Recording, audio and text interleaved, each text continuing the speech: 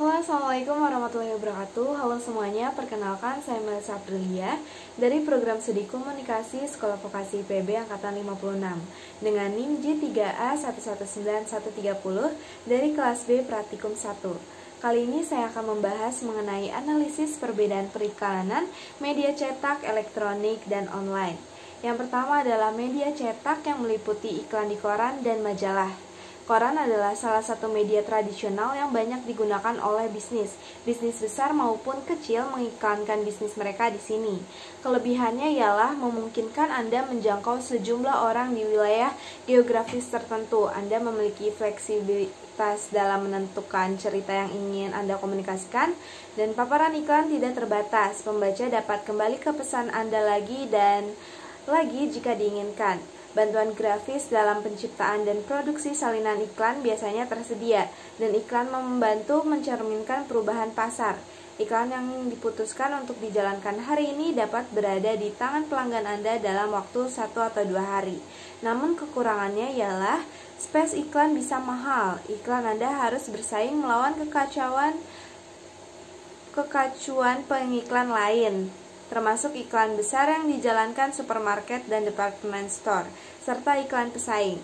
Reproduksi foto yang kurang membatasi kreativitas Anda, dan koran adalah media yang berorientasi pada harga, kebanyakan iklan untuk penjualan. Koran biasanya dibaca sekali dan kemudian dibuang. Koran adalah media yang sangat terlihat sehingga pesaing Anda dapat dengan cepat bereaksi. Dengan meningkatkan popularitas internet, koran menghadapi penurunan pembaca dan penetrasi pasar. Semakin banyak pembaca sekarang beralih ke versi cetak ke versi online. Sedangkan majalah lebih fokus. Meski harga lebih mahal, majalah merupakan alternatif bagi iklan surat kabar. Media ini memungkinkan Anda untuk menjangkau audiens yang sangat bertarget. Kelebihannya ialah memungkinkan penargetan pembaca yang lebih baik, karena Anda dapat memiliki publikasi majalah yang melayani audiens yang spesifik atau editorial yang mengkhususkan diri dalam topik yang menarik bagi audiens Anda. Keterlibatan pembaca tinggi, itu artinya lebih banyak perhatian kepada iklan Anda, serta kualitas kertas yang lebih baik. Hal ini memungkinkan reproduksi warna yang lebih baik dan iklan lebih berwarna. Kekurangannya ialah waktu panjang, berarti bahwa Anda harus memastikan rencana berapa minggu atau bulan sebelumnya. Lead time yang lebih lambat mempertegas risiko iklan Anda dapat disalip oleh kejadian atau peristiwa, dan ada kebebasan yang terbatas dalam menempatkan iklan dan format. Biaya space dan tata letak iklan juga akan lebih mahal. Dan bagaimanakah dengan media elektronik? Dan iklan dengan media elektronik meliputi iklan radio, televisi, dan telemarketing. Radio ini merupakan media semesta karena bisa dinikmati di mana saja, di rumah, tempat kerja, bahkan di dalam mobil. Kelebihannya ialah format acara yang luas, menawarkan efisiensi dana periklanan Anda untuk segmen yang dirumuskan secara sempit. Konsumen yang lain mungkin untuk menanggapi tawaran Anda. Memberikan kepribadian bisnis melalui terciptanya promosi yang menggunakan bunyi dan suara, serta pertolongan kreatif yang sering tersedia. Tarif secara umum dapat dinegosiasikan. Kurun waktu 10 tahun terakhir ini, tarif iklan radio kenaikannya tidak terlalu signifikan dibandingkan media lainnya.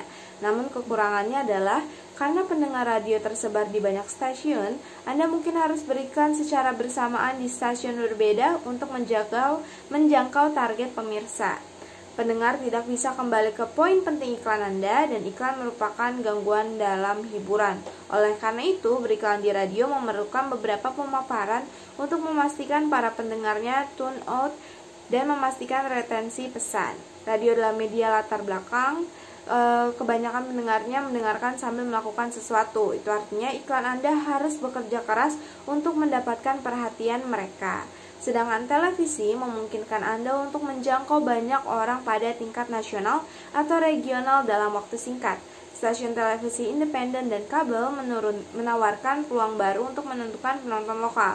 Televisi menjadi media yang menggunakan gambar dan suara. Kelebihannya, ia menawarkan kemampuan untuk menyampaikan pesan dengan penglihatan, suara, dan gerak. Kelemahannya yaitu pesan bersifat sementara dan mungkin memerlukan beberapa eksposur agar iklan naik di atas keruwetan. iklan terbatas, dan kebanyakan iklan hanya 30 detik atau kurang. Hal itu membatasi informasi yang ingin Anda sampaikan, relatif lebih mahal dalam hal biaya kreatif, produksi, dan airtime. Dan yang terakhir ini ada telemarketing atau penjualan melalui telepon adalah sebuah sistem yang efektif untuk mengenalkan perusahaan kepada calon pelanggan dan mengatur waktu pertemuan. Kelebihannya menyediakan tempat di mana Anda dapat dengan mudah berinteraksi dengan calon pelanggan, menjawab pertanyaan atau keperhatian mereka tentang produk atau layanan Anda. Sangat mudah bagi calon pelanggan menemukan orang yang tepat untuk diajak bicara. Lebih hemat biaya dibandingkan penjualan langsung dan hasilnya sangat terukur. Meningkatkan efisiensi karena Anda dapat menjangkau lebih banyak calon pelanggan melalui telepon. Alat yang hebat untuk meningkatkan hubungan dan menjaga kontak dengan pelanggan yang sudah ada, serta mengenalkan produk baru kepada mereka, membuatnya mudah untuk memperluas wilayah penjualan. Telemarketing memungkinkan Anda untuk menelpon calon pelanggan lokal, nasional, bahkan global. Namun kekurangannya ialah semakin banyak orang yang enggan untuk telemarketing, lebih banyak orang yang menggunakan teknologi untuk menyaring penelpon yang tidak diinginkan, khususnya telemarketer. Banyak bisnis yang menggunakan telemarketing, dan jika menggunakan jasa dari luar ada kekurangan pengendalian karena yang melakukan panggilan bukan karyawan Anda. Mungkin perlu menyewa seseorang profesional untuk menyiapkan sebuah skrip yang dikarang dengan baik dan efektif. Biasanya bisa sangat mahal jika menggunakan jasa dari luar. Lalu bagaimanakah dengan periklanan media online? Yang pertama ada periklanan pay-per-click atau search engine. Seiring pesatnya perkembangan media sosial, penggunaan iklan pay-per-click atau PPC ini juga ikut berkembang. Iklan PPC ini merupakan bentuk layanan periklanan di mana iklan dijalankan dan ditampilkan di dalam mesin pencarian, termasuk situs mitra mereka. Iklan PPC memungkinkan pengiklan membayar pengunjung pada sebagian besar cost per click basis, meskipun opsi cost per impression juga tersedia. Kelebihannya yaitu membayar hanya untuk hasil klik, kemampuan untuk memilih iklan mana yang akan ditampilkan, dan hal ini memberikan peluang lebih baik bagi Anda untuk mencapai audiens yang dituju. Dapat menghasilkan tampilan langsung, iklan mudah diubah, disesuaikan, bahkan dihapus seketika tergantung hasil. Dan pelacakan efektivitas kampanyenya mudah, hal ini memungkinkan Anda untuk lebih menganalisis pengendalian investasi atau ROI. Dan yang kekurangannya ialah pencocokan yang luas. Hal ini dapat mengakibatkan iklan tidak relevan dengan pencarian yang dimaksud. Penawaran harga untuk memperoleh kata kunci dan istilah bisa lebih mahal. Persaingan penawaran harga bisa mengakibatkan kompetitor menawarkan harga yang lebih tinggi atau lebih rendah daripada Anda, dan itu bisa menurunkan posisi iklan dan mengurangi visibilitasnya. Terjadi kecurangan klik di mana pengguna dengan niat jahat dapat mengklik iklan Anda. Mereka bisa pesaing atau pemilik website yang tidak puas dengan tampilan iklan Anda di laman mereka. Memerlukan pemantauan konstan, jika tidak Anda harus menggunakan jasa dari pihak lain yang pada gilirannya akan menaikkan biaya kampanye iklan Anda.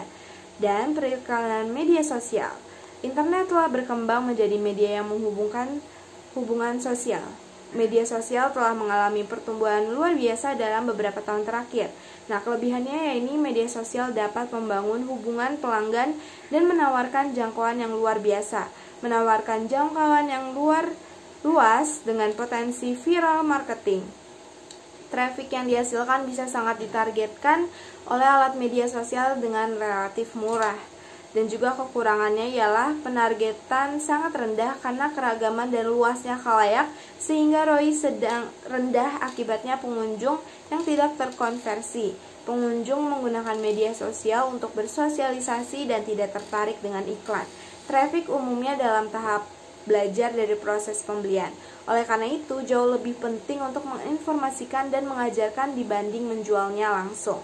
Media sosial dapat menjadi alat branding yang sulit bagi bisnis kecil dan tidaklah mudah untuk membangun awareness. Untuk itu, buatlah semenarik mungkin agar menghasilkan traffic. Ya, sekianlah analisis periklanan yang dapat saya sampaikan. Kurang lebihnya mohon dimaafkan. Wassalamualaikum warahmatullahi wabarakatuh.